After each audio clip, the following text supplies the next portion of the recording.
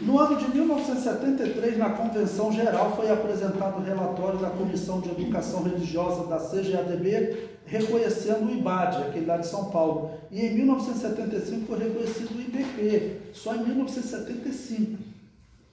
Em 1979, na Convenção Geral, foi aprovada a criação da ETAD, a Escola da Educação Teológica das Assembleias de Deus.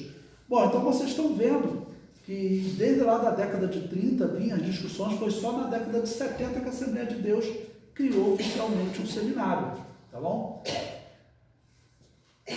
Na Convenção de 1983 foi aprovada a recomendação que o candidato deveria ter formação teológica.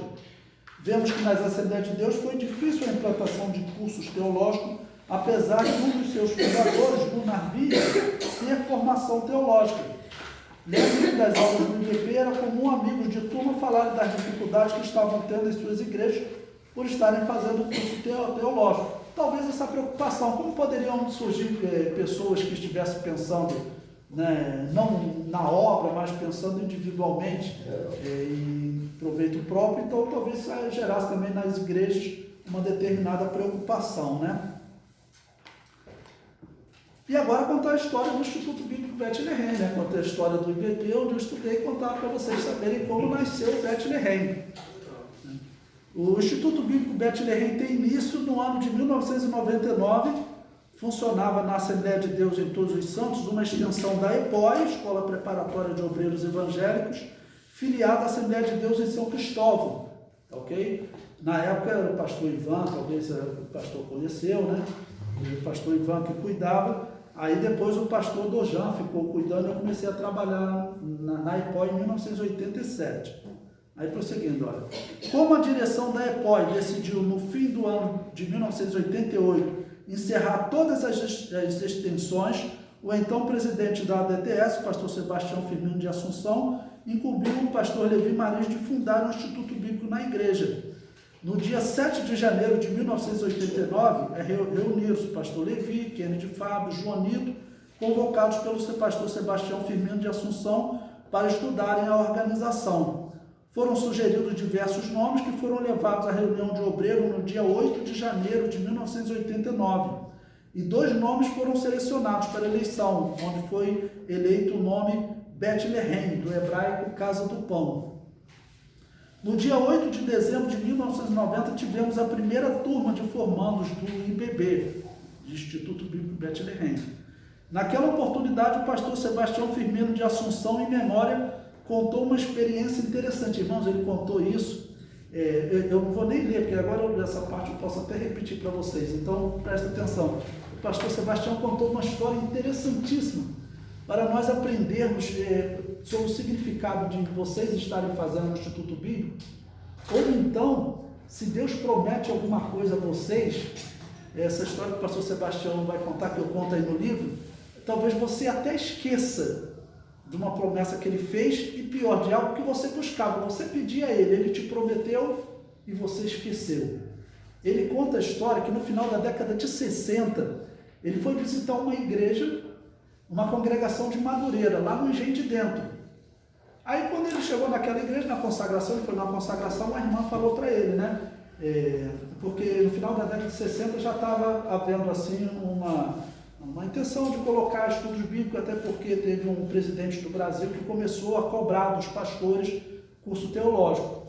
Aí o pastor Sebastião, querendo colocar um curso teológico em Todos os Santos, disse que a irmã teve uma revelação, contou para ele, olha, você estava orando essa noite e você pedia para fundar um instituto bíblico lá na tua igreja. Isso foi na primeira formatura, em 1990. Aí o que ocorre? E aí o pastor Sebastião recebeu aquela profecia, né? Disse que a irmã ainda falou para ele, Deus está preparando um menino aqui dessa igreja para dirigir o seu instituto bíblico lá. Aí, tá bom, aquilo passou, ele até esqueceu, né? Ele ofereceu, de São Cristóvão, ele abriu o instituto bíblico. Aí em 1988, a EPOI saiu, em 89 foi fundado o IBB, né? E aí nós pegamos uma turma da EPOI e fomos formar ela em 1990. No dia da formatura, a minha irmã estava se formando, então o meu pai foi na igreja, lá na sede, onde era a formatura.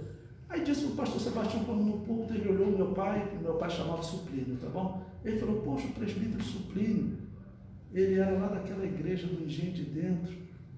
Aí ele está lá no púlpito e Deus foi lembrando a ele. Rapaz, eu visitei aquela igreja lá em 1969, Deus prometeu que ia ter um instituto bíblico aqui. E aí ele se lembrou que Deus tinha prometido que um menino daquela igreja que ia fundar o instituto bíblico. Ele não se lembrava de nada e eu era um menino de 5, 6 anos de idade naquela época. Que coisa linda! Né? E para nós pensarmos assim, que quando ele contou aquilo, eu falei assim, caramba, às vezes nós pedimos alguma coisa a Deus, nós esquecemos, mas Deus não esquece. Né? E no final tudo se cumpriu direitinho. Né? Então, graças a Deus, o MBP, o Bethlehem, e assim, tem que aumentar no meio do povo de Deus o interesse pelo estudo da Bíblia Sagrada, né? Mesmo sabendo que nesses últimos dias a profecia bíblica é contrária, sabia? Porque se nós compararmos a história da igreja, a história de Israel, quando Israel estava perto de entrar em Canaã, o que aconteceu?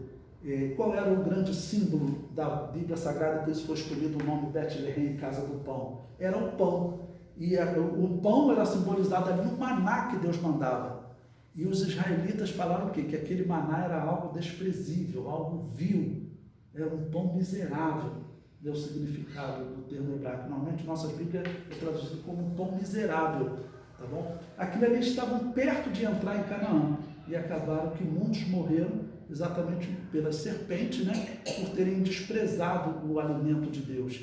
E Jesus Cristo disse também, nesses últimos dias, ele falou, se o Filho do Homem, quando o Filho do Homem pois vier, achará fé na terra, que estaria um período, né, exatamente, que como a pessoa se esfria, é exatamente por ela desprezar a palavra de Deus.